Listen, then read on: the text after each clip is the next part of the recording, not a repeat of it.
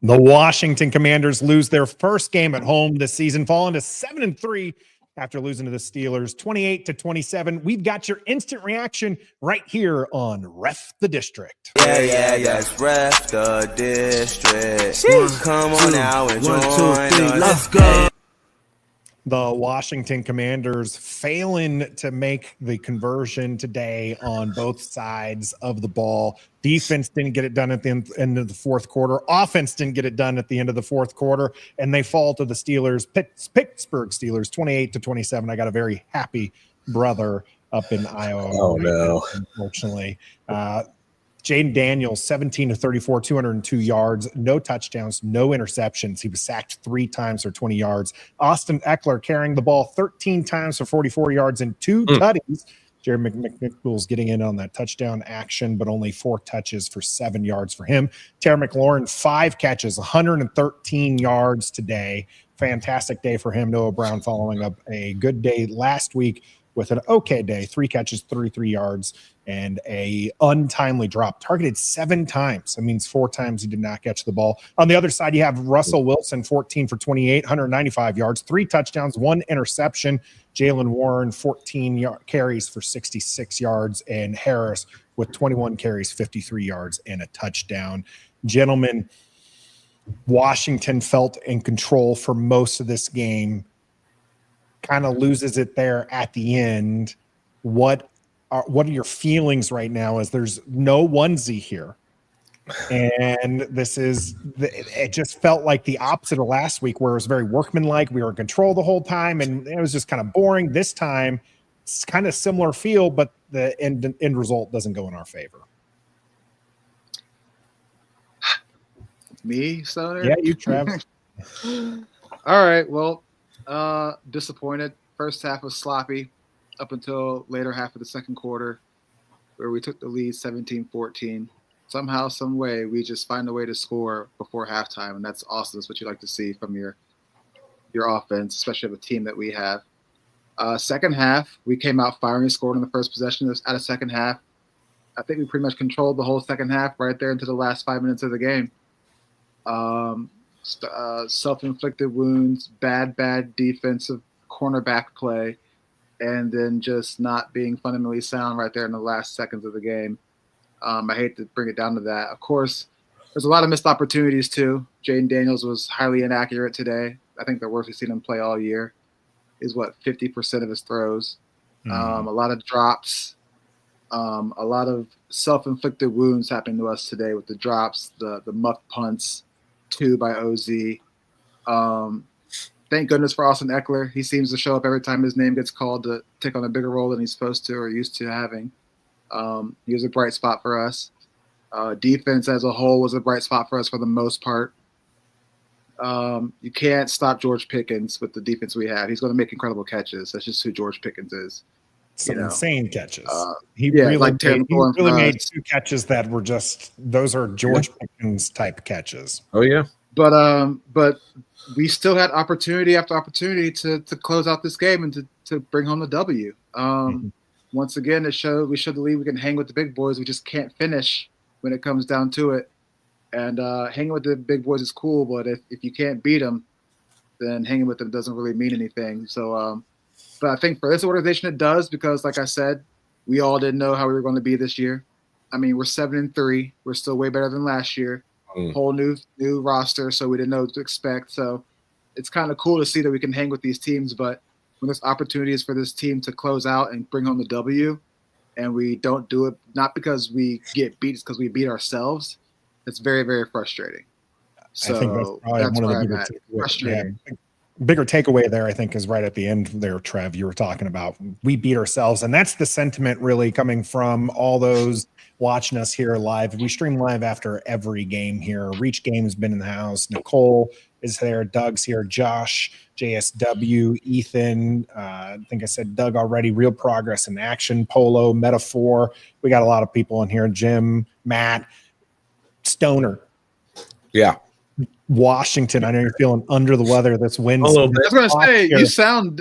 Yeah, he's got a nice deep voice right now. Yeah, maybe I should get sick all the time. I can get a radio job. The the sentiment coming from our viewers right now, Washington beat themselves. Trev said it as well. Newton jumping, you stopped them. You had used all your timeouts. I had actually come out to the shed to get everything ready and then ran back in because I was like, okay, we got them stopped. We have another shot. All right. And I come in just in time to see Newton jump the line, give them that first down in the victory. Yeah. How badly did Washington beat itself today? Oh, yeah, 100%. Washington actually absolutely lost this game for themselves, right? But I'm going to turn it around. I know everybody always calls me the Debbie Downer, but I think that's a positive thing. I think it's a positive thing that Washington beat themselves. Pittsburgh didn't come in here and put a butt whooping on Washington, right? Not even close. If we had done some of those things, and you can't play a perfect game ever, but if we had done some of the things right, just a few here and there, then we easily win this game. Is that right? Yes. So, and this has not been the theme for the year. This has not been a theme through all these games. We're beating ourselves. When you do it a bunch of times, that means you're a bad team, right? But if you do it once every 10 games, then there's some positive things to take from that. When you have the drops by the receivers, that has not been happening this year. When you have an undisciplined offsides by Johnny Newton at the end, that hasn't been happening all year. When you have muffed punts, that hasn't been happening all year. All of these things. And so I think there's a lot of positive to take from this. I don't want to get too down because you went and you battled with a heavyweight in the NFL for 60 minutes and it came right down to the end and you almost had it and you beat yourself. So I take a lot of positive from this game, but of course, you have to fix those mistakes if you want to take that next step. Yeah. This felt a little bit like that Baltimore game. Games. Yeah, this kind of felt like the Baltimore game, only this time we were in the driver's seat. Baltimore game, we were trailing, but that was kind of a measuring stick of, hey, this is one of the best teams in the NFL. Can Washington keep up? And they did that game. This game felt like they were just on the verge of just trying to run away with it at times and did not get there today. My brother jumping in here in the chat here saying, Pittsburgh fan, that was a tense ending. Super thankful for the flag to get the W. Well, I'm super thankful, John, for you jumping on here, even if you're on the wrong side of the color scheme here. Pittsburgh fans coming out of the woodworks, not just here, but also in the stadium. Sure. This was Pittsburgh South, gentlemen. The terrible towels were flying. You can hear the chants on the broadcast. Do you think, Trev, that losing that home field advantage played a part in the game today? No. I don't either. I don't. I don't think so. I mean, we expected that. Pittsburgh travels well wherever they go. They could go all the way to Hawaii if they wanted to, and it'd be Pittsburgh of Hawaii. So, like, they just travel real well. It was just, I don't know what it was. It was just off day for Jaden Daniels, off day for Noah Brown, who's been the wide receiver too with his security catches, off day with the offensive line, off day with the cornerbacks per usual on that side of the ball. Off day on special teams with the 2 muff punts. Like, it was just an off day. Like, we weren't catching any breaks. It was undisciplined. It was just an off day. I don't know why. And you lost by 1 point. Right? All those off days that you said, Trev, off day from this, off day from that.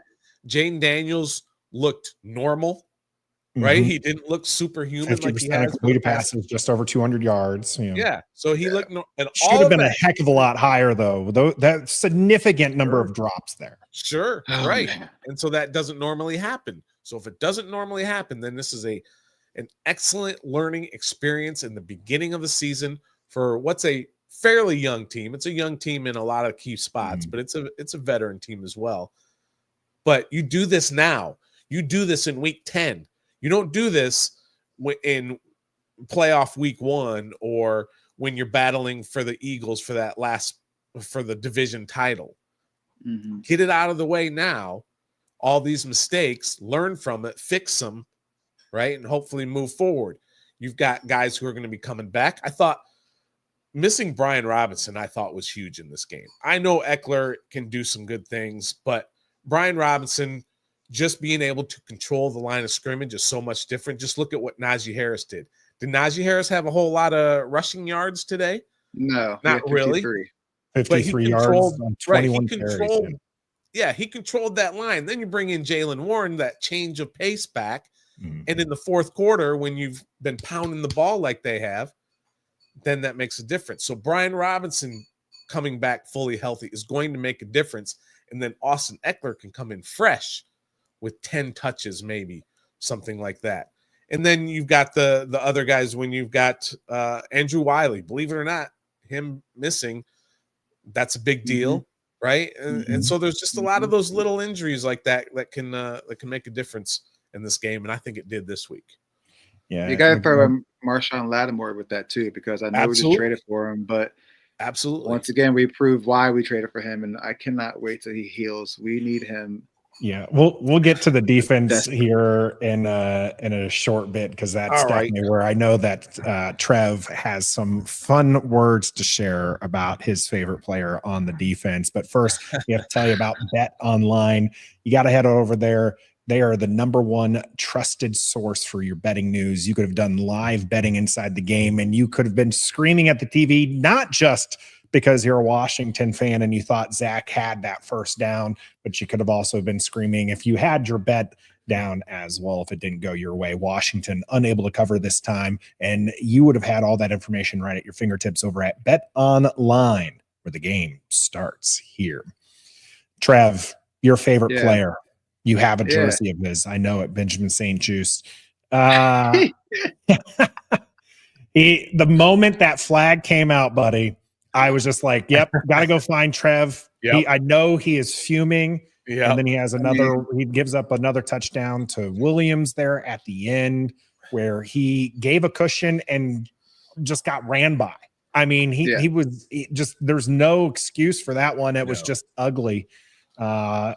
How did you feel, not just about Benjamin St. Juste, but this defense able to hold the Steelers to 28 points, which is actually lower than their average under Russell Wilson. Russell Wilson being held to less than 200 yards, although he did have 3 touchdowns on the day. And the defense, the rushing attack, 140 yards, but only at just over 3 yards a carry. So, I mean, the numbers look like the defense did fairly well, but not coming away with a W. I think we're shading it a little bit too harsh. Yeah, our run defense is still pretty bad. I know those stats might say different, but they don't show the third downs we give up, the second and longs we give up, third and longs we give up on the ground. That's where the glaring difference is from the stats.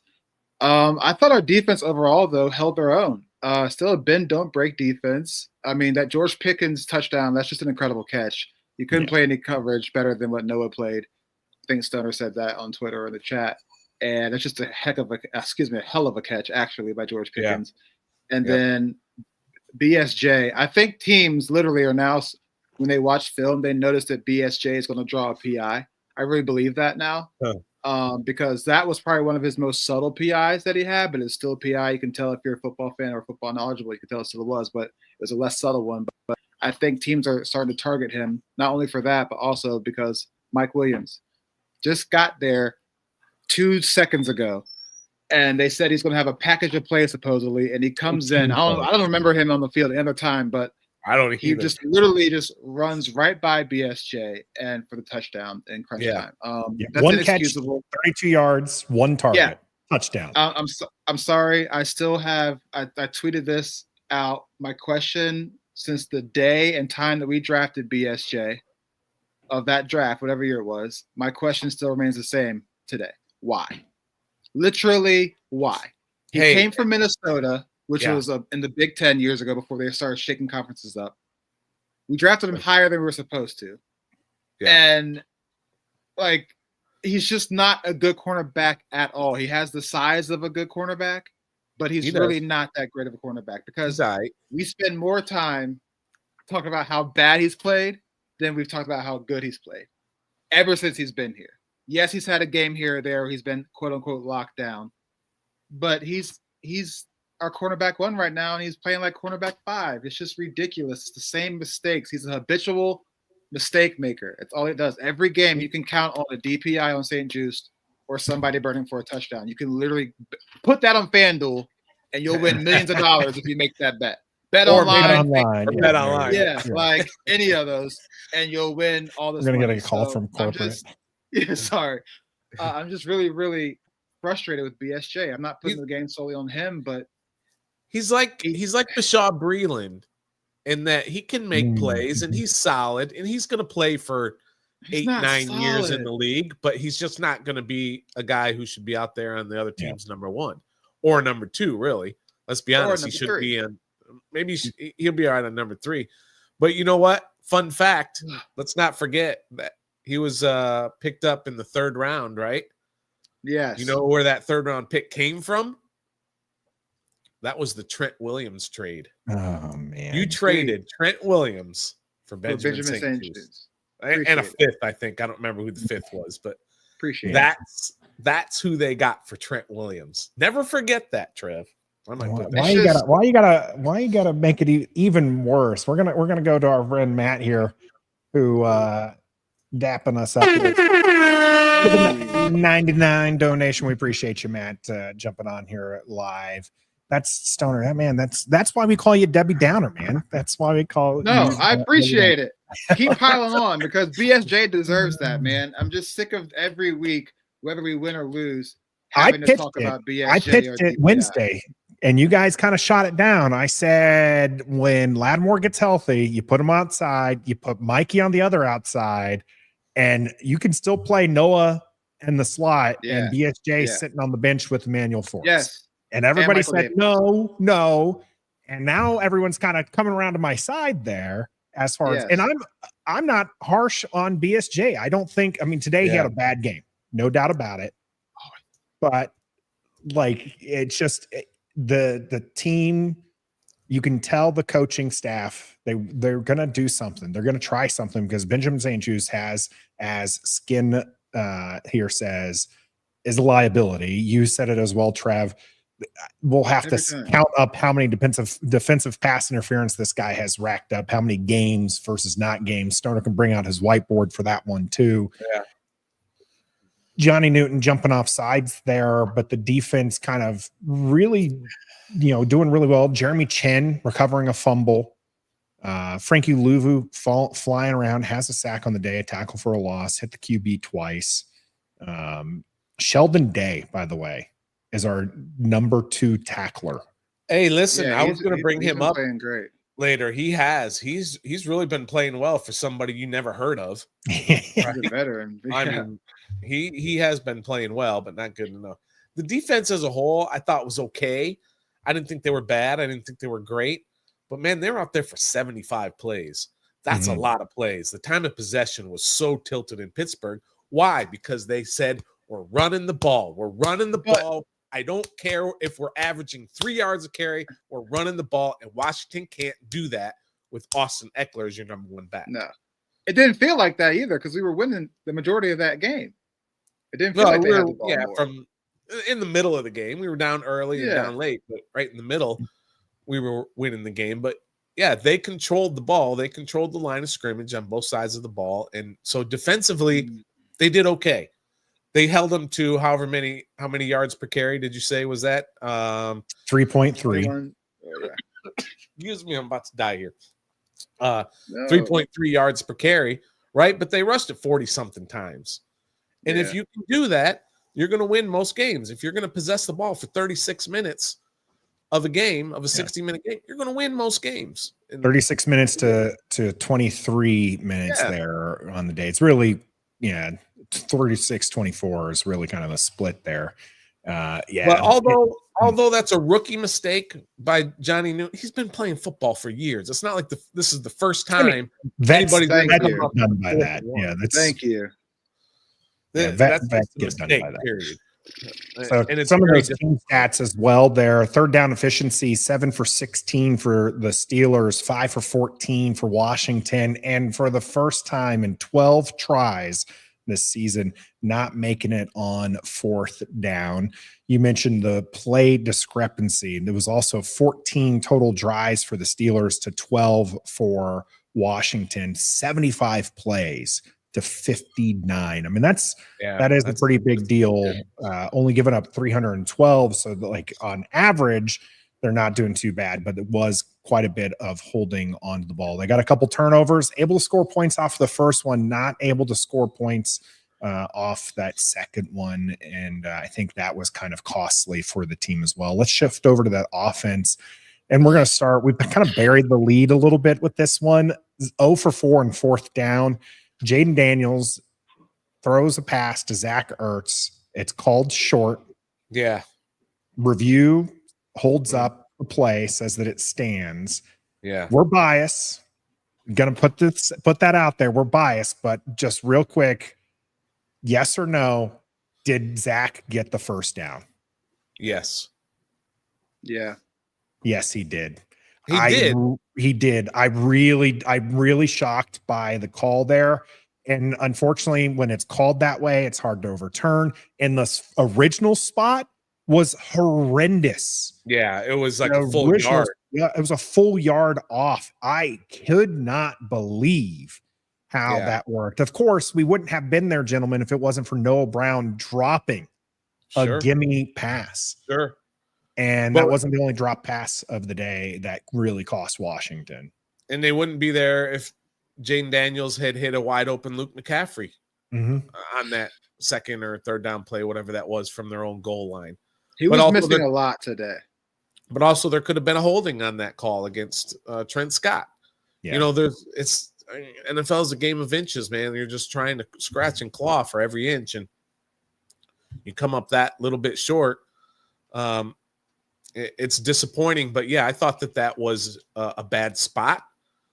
I thought if they had laid it down with the tip of the ball at the 41, then they could not have overturned that either. If they had stopped for replay and they went and looked at it, they wouldn't have been able to change that either. So it was just one of those plays that you don't have enough evidence to go either way, but I think he definitely was far enough for the first down. Gregory here, don't want to hear another word about we don't need another wide receiver. Straight up trash with all the drops.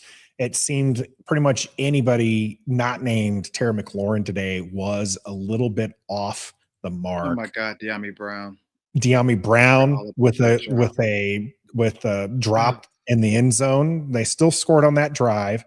De'Ami Brown, his stat line, 2 catches, negative 13 yards with a long of -2 on 3 targets today. Not his best. We literally praised him last week, making the most of his opportunities, and his opportunities today, he did not make the most. Now, I will say the one that he lost a lot of yards on, the play was broken up. They showed that on the broadcast. It was supposed to go back to Jaden Daniels, but Jaden was covered. Stoner is muted. My bad. Why didn't they go back to Jaden? Because De'Ami Brown. They didn't go. It didn't go. De'Ami Brown had the ball. He was looking at Jaden, and Hightower was right next to Jaden. Oh, was so he? He didn't throw the ball, so he ended up taking a huge loss there. But if Hightower doesn't sniff out that play, Highsmith, thank you. If Highsmith doesn't sniff out that play, Jaden Daniels has a couple of linemen in front of him, and it would have been a big play. But I mean, it was broken up pretty bad. Yes. Okay. Also, why are you calling that play at that point of time in the game? For what? You can blame De'Ami Brown all you want. The play, we could have avoided that if you didn't try to get cute on third and whatever that was with that reverse pass back to the quarterback play. That's bad on Cliff Kingsbury right there. I'm putting the blame on him for that. Also, can we go back to Zach Ertz for a minute? Yep. This man is old, okay? And he is showing it more and more as the season goes on. This man got shoestring tackled and had to come out because his ankle was hurting for a play. No, it wasn't. He had to tie his shoe. His shoe was off. Yeah. And so he laid down so that he wouldn't have to go stumbling. I bet he hurt his ankle. He had key drops. The man is, I think somebody just said it, allergic to yak. If you guys don't know what yak is, it's yards after catch. This man gets a half yard after every catch he does make when he does catch the ball. So I'm not surprised that they called it short on that last play because that's what he does. He does not continue to run the full route. He runs his route short, which causes no yak for him. And it's really, really getting frustrating. I love the Zach Ertz signing. I did. I'm not loving it as much as I did because yes, he's a security blanket, but this man he's not a tight end that you need a game plan for, that's for sure. Yeah. Maybe No. because of his name, but he's consistent. not. He's consistent though. It's just we just I lot mean, of bonehead mistakes today. That's why it's so frustrating. I think you're getting a little too carried away with that. He's fine. He had a drop, and yeah, he doesn't have any yak, but he's a serviceable tight end. He's actually a good safety blanket for Jaden Daniels. He has better hands than any tight end on the team. And he gets more, I'll tell you, get more yak than John Bates. John Bates be running over people. I don't know if you remember that or not. I don't know about that, Stoner. Yeah. And anytime Zach gets the ball, he's just goes down. He doesn't get anything.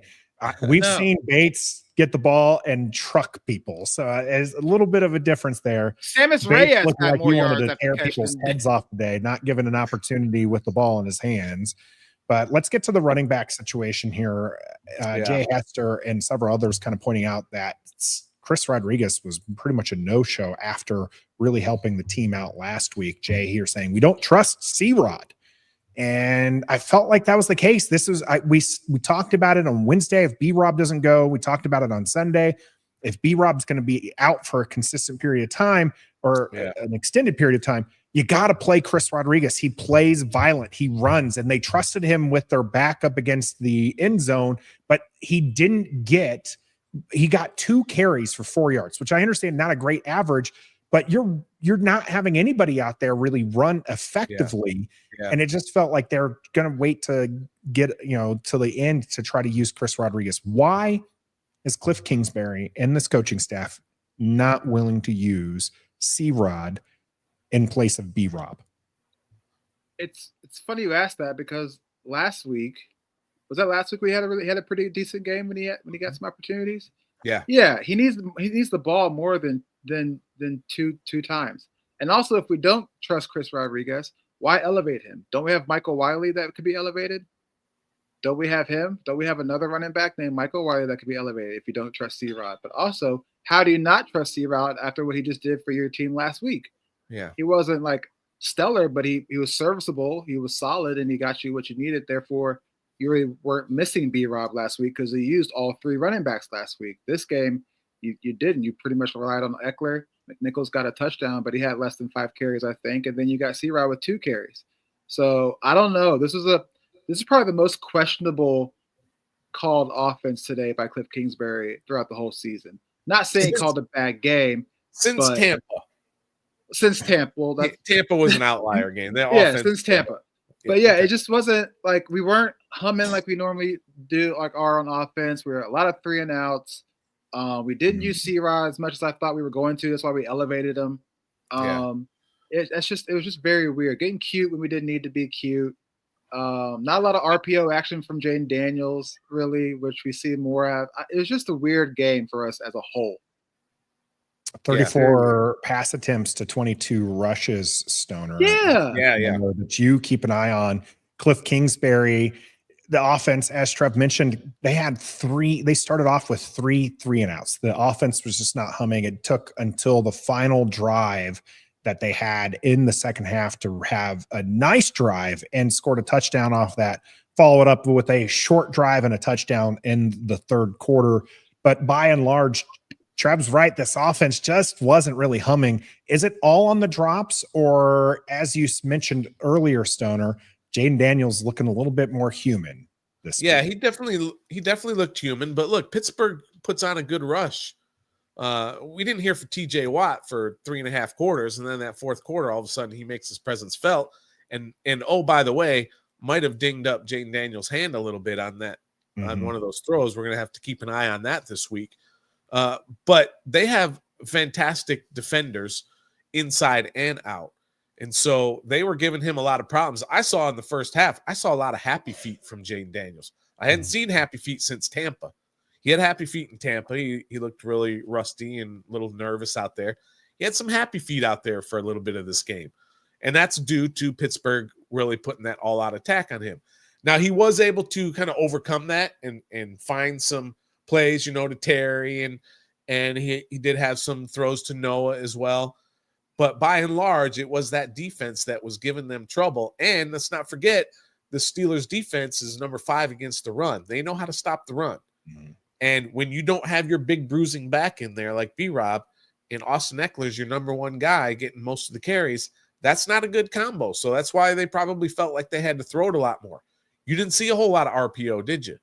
Because Jaden Daniels only had 1 or 2 design runs, or at least some read option. He only had like 1 or 2 maybe that I remember, because Pittsburgh is very disciplined on defense. Their ends, Highsmith and TJ Watt, they're not going anywhere.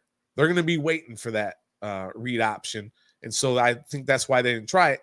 And I also think that's probably why Rodriguez didn't get a whole lot of playing time in this game, because they were throwing it a whole lot more than they were running it. And he's the 3rd string back. And I know you guys went out of your way to praise him last week. I mean, C-Rod to me is the definition. The definition. We called him that. We called him that last week too, Stoner. Yeah. We're under no guise that he's some God's gift to the football field. But what we're saying is his running style benefits this team because he is an aggressive, violent runner in a way that Eckler and McNichols are not. McNichols is a fine 3rd string back who can kind of run for you when you need it and catch the ball when you need it. But he is a 3rd string back. Okay. And I know C-Rod's behind him in the running order, but C-Rod can carry the rock for you consistently because of his running style. Eckler was fine today.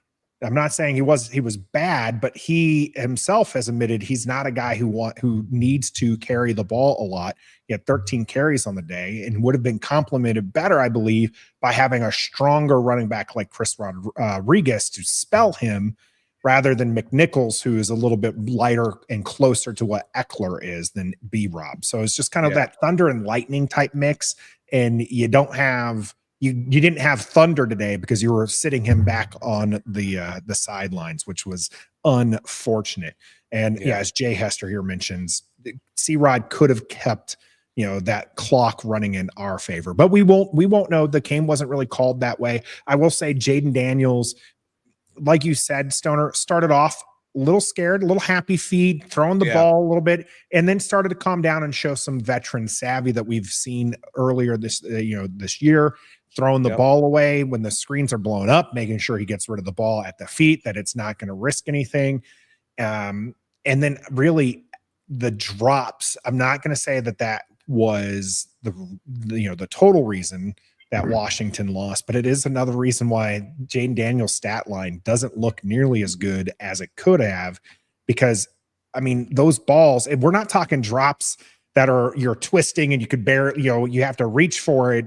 We're talking on the money, fast pitch, hits you in the helmet or hits you in the chest, and you're not catching it.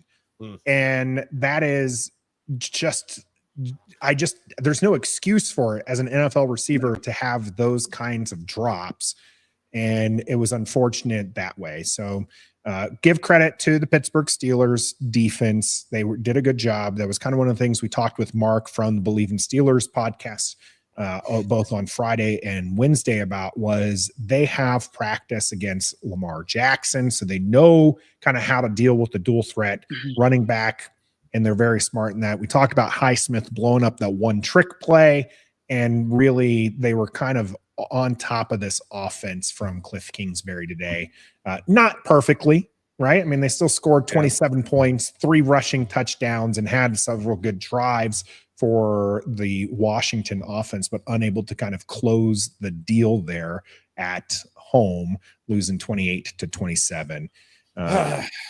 Gentlemen, let's move to our go-goes and no-goes. Trev, I already know who your no-go is, but go ahead. One last time, share who your no-go is. The wide receiver room is my no-go. Oh, wow. Pivoting. BSJ is obvious no-go. Even it goes without saying. So, but the wide receiver room outside of Terry McLaurin, all the drops, all the lack of yak for most part outside of Terry. It just was not a good showing for the wide receivers. Now, Also, Jaden missed a few of them, a little late throws, a little off-key throws, but for the most part, you got and that includes Oz too with his muffed punt. The ball hits your helmet 2 times that you muff, it hits you in the helmet. Noah Brown, the pass hits you in the helmet. Gabby Brown, the pass hits you in the hands. Zach Ertz, the pass hits you in the hands. Like, it was just a very, very off day for the wide receiver room as a whole. So that's my no-go. No-go for the Stoner. Why don't you go, Nathan? Because I'm still you're still stewing over who the no-go is. Yeah. So with Trav kind of taking the entire wide receiver room, that kind of takes away the one that I was going to kind of highlight, which would have been Oz muffing 2 punts. Messaged you guys and was like, he cannot be back there. You cannot do it. This isn't the only game that he's had that problem too. And so for him to muff 2 punts, one of them he did lose. The Pittsburgh Steelers were able to jump in on that one. I really, really wanted to label him there, but because you kind of took that thunder, I'm going to go with Johnny Newton, for jumping off sides and ending the Washington's chance at being able to have a comeback. They got the 3 stops they needed. They just needed to get one more stop, or for the Steelers to just waste the clock and then punt the ball away, giving Washington a chance, and him jumping off sides prevented that. So it's we said even veterans fall for that kind of thing, and it happens, but because that was the last thing that ended the game for Washington, that's who I'm going to give it to.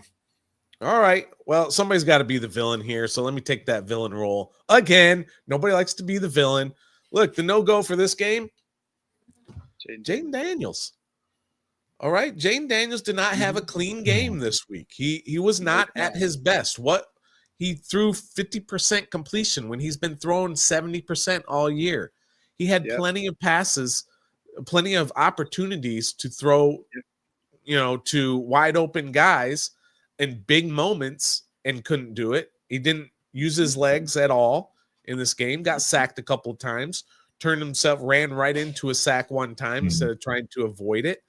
He just didn't have his best game. That doesn't mean that I'm down on him or anything. I still think he's superhuman, but this was not one of those superhuman games. And if he had just kind of used his legs a little bit more in some of these plays, and he was smart on some of those screen plays that were well read, and he threw it into the ground, which was good. We need that. But this is just one of those games where he wasn't at his best, so I'm going to give my no-go to Jaden Daniels.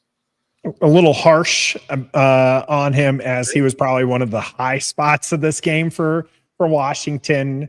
I mean, there wasn't a lot of high. We're going to get to the go-goes in a moment here, but we have a few no-goes to call out here. Doug saying, no-go. The ref who called Fowler offside looking straight down the line. I called it at home too. He jumped, and if you jump like that, the ref's going to call it. I do agree, looking back at it, he wasn't. I don't think he crossed the line, but just making that motion and just kind of even kind of getting your head there, it's gonna get called. Matt with the all burgundy, not the only one who went there with the all burgundy look. By the way, that's probably my favorite. Is favorite's burgundy on gold. Then I would take all burgundy as my second favorite. But that's my opinion. I like the burgundy look. No go Coleman from Paul. You're not wrong. He did not look good. He did not look like the left tackle of the future today. He was playing against one of the better defensive fronts, although he played well last week against Burns and company there as well. That's a go-go. Let's see here. Okay, we're going to move on to our go-goes. No-goes, definitely the refs from D'Angelo. Yeah, a lot of dislike for the refs, which is understandable, but calls could have gone both ways. They missed possibly a safety. They did. They definitely missed the safety. So for the Steelers there. So we got kind of lucky there. Go. Start with you, Stoner. Wow, go from this team. Jeremy Chin was all over the place today. He had an interception. He had a fumble recovery. He was in the backfield a few times. He did get that penalty for hitting Wilson up high one time, but he's really used by the tight end too, though. Prior move. But I mean that's a tough cover. anyway. But I thought he was all over the field, and I like what he's doing, especially since the very beginning when I didn't think he was playing very well, beginning of the year, and now he's playing so much better. So I'm going to give my go to Jeremy Chin. All right, Trev.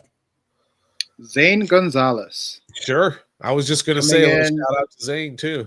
He hasn't kicked a field goal in 3 years. I believe last one was 2021 for the 49ers.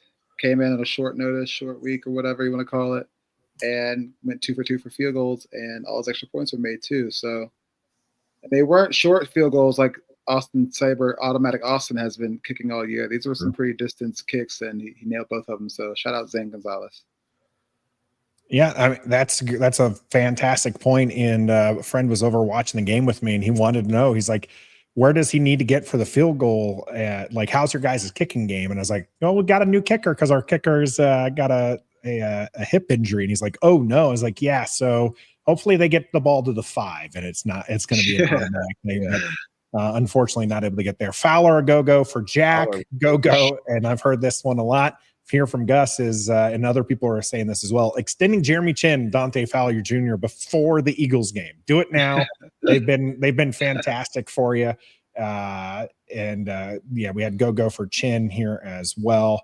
My go, because I have to be different than not just YouTube, but I have to be different from our Don't Sleep Energy player of the game. My go is going to be Sheldon Day for, this is your 6th defensive tackle. Like, where does he fit in on the roster, right? Like, he's deep down there, and he's been called into action because Jonathan Allen is injured. Fedarian Mathis is in and out of injury as well. So for him to go and make a name for himself and have a day, Sheldon Day, you're going to be my go. Let's move on to our Don't Sleep player of the game. You can head over to don'tsleepenergy.com. Use the code DISTRICT. Get yourself 10% off your entire order and support a local company. And they're fantastic people. They have fantastic products, whether or not you want their normal energy drink, their sugar-free energy drink, their energy shots, or some of their fantastic gear, because their logo is great. And all you have to do is head over to don'tsleepenergy.com. Use the code DISTRICT. Get yourself 10% off your entire order. Your Don't Sleep Energy player of the game. I'm going to take mine first, and I'm going to give it to one Terry McLaurin. 5 catches, 113 yards on 6 targets, had one heck of a yards after catch. He should teach Zach Ertz a thing or two about yak, because he was fantastic today. Trav, who do you got for your Don't Sleep player of the game?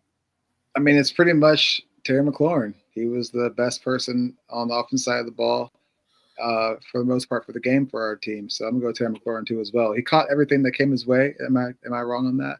There was one target he did not catch, but I okay. Other than that, think. And yeah, that yak was nice on that one catch. He kept us in it, kept the drives going.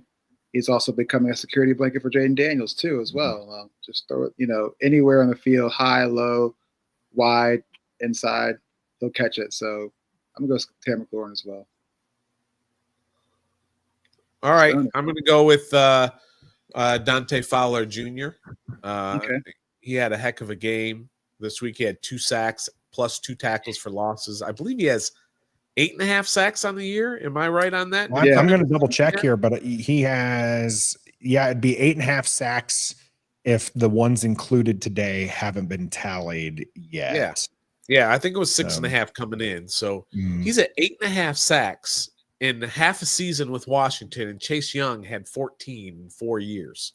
Think about that for a minute. Now, of course, he missed basically a year. But still 14 in 3 years for the number 2 overall pick.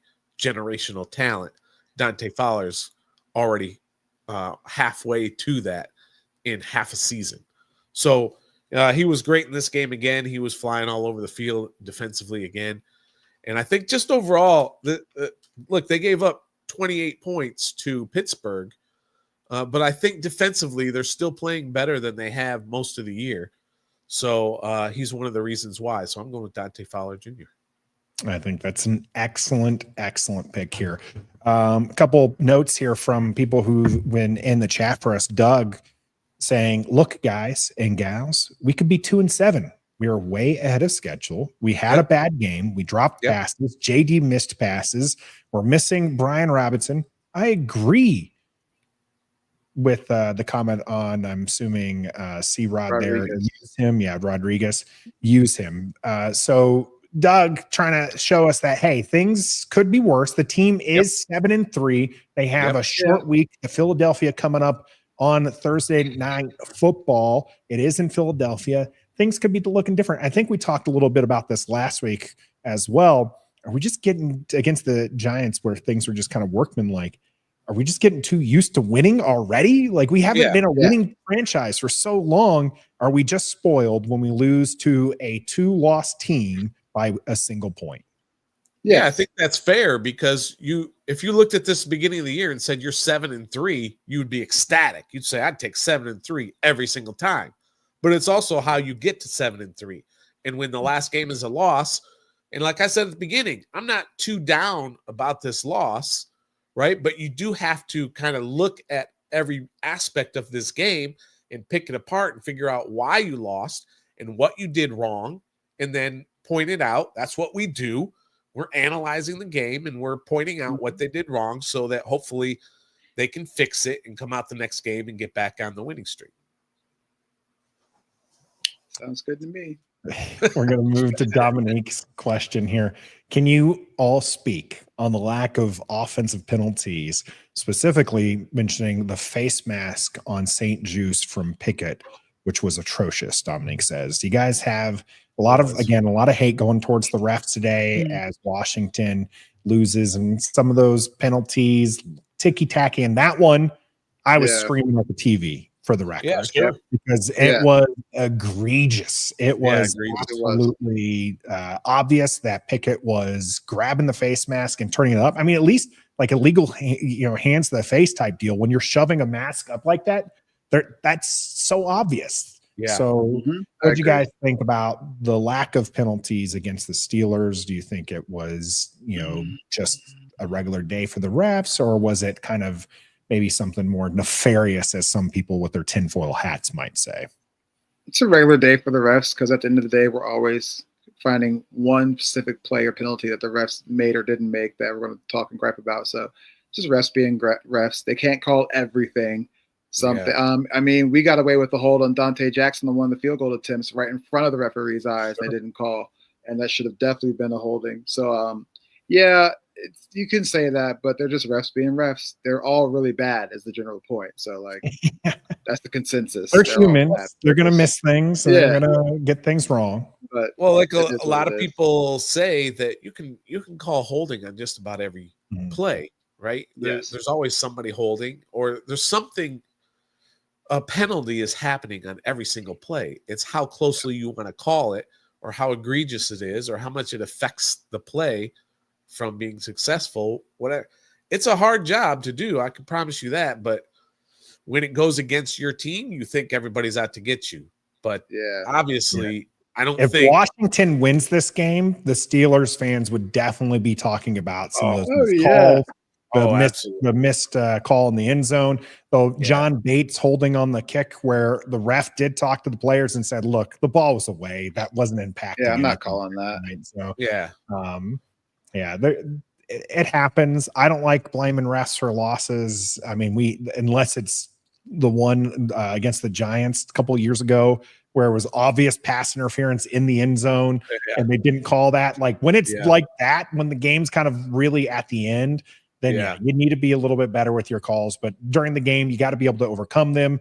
Tomlin, great coach, said that as well going into the second half. Listen, we're not going to let the refs, dictate the game. We're just going to have to play better. And I think that's exactly what Washington will be saying, as well as they head into Thursday Night Football against division rival, the Philadelphia Eagles.